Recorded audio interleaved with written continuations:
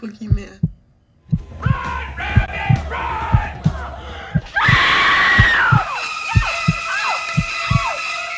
Welcome to the Inferno. I'm Papa John, and I'm here to guide you through all the hellish sides of horror. And today, we are continuing our road to Spiral with a review of Saw 3, which is directed by Darren Lynn Bousman, or Bousman, I'm not entirely sure how to pronounce it. And you have Leigh Whannell helping with the writing, as well as James Wan returning to help out with the script as well. And so, let's get started.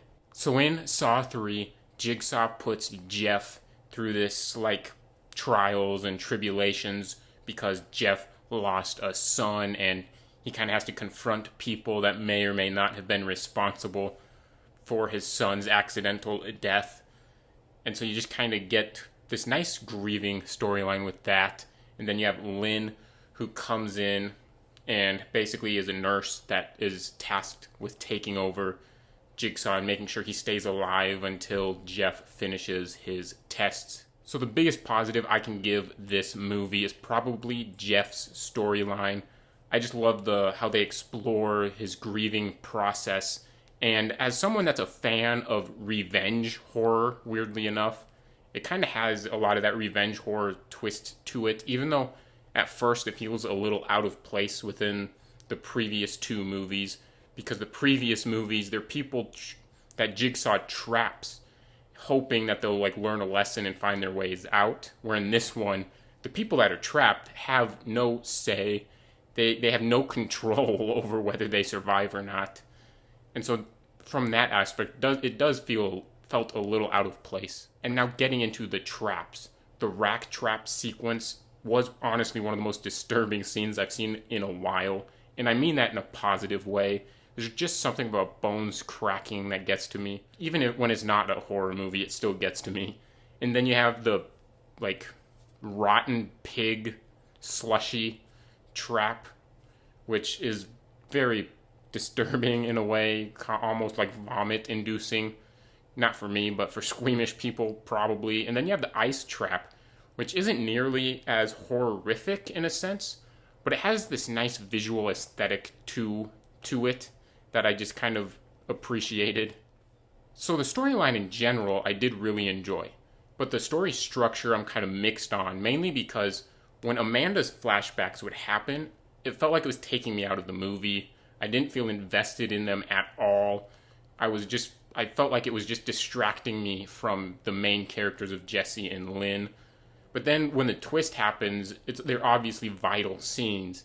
And so if I would have known how vital those scenes would be, those flashback scenes would be, then I would have been more invested in them.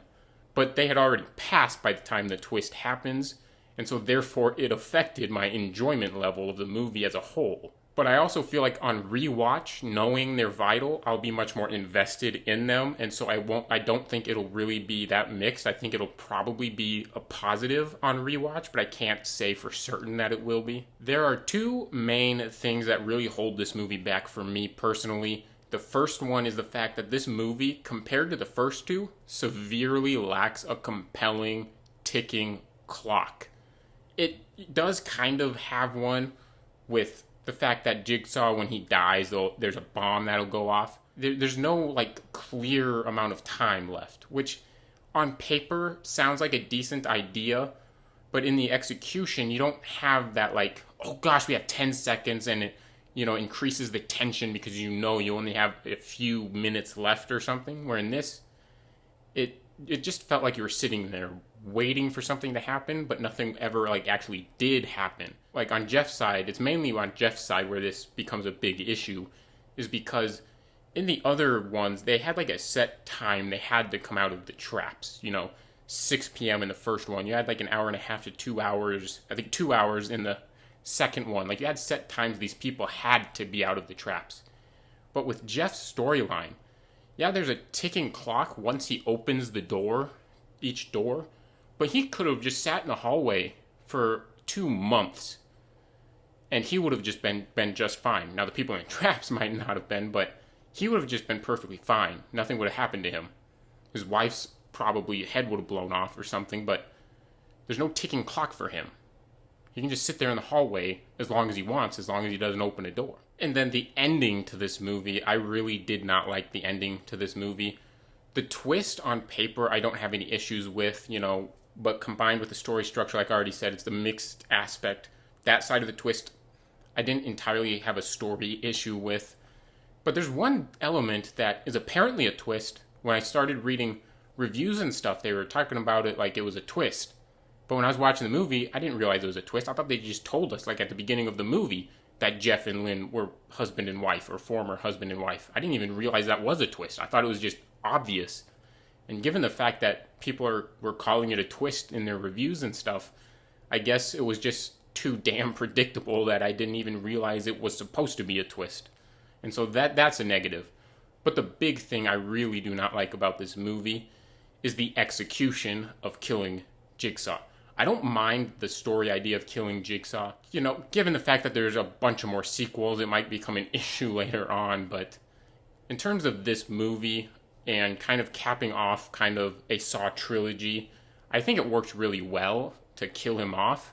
I just don't like the execution of it, because you have Jeff feels like he's changed as a person and everything, and it doesn't feel like a Descent into Madness movie. And so when he just does that thing with the buzzsaw, and at the very end and kills off Jigsaw, especially right after having a nice moment where he just says, "I forgive you" and stuff, it just feels like a cheap way to surprise us at the end. It doesn't feel compelling. It doesn't feel earned. It just feels like a cheap surprise. So what circle of hell does Saw 3 belong in? I do think it's a pretty good horror movie.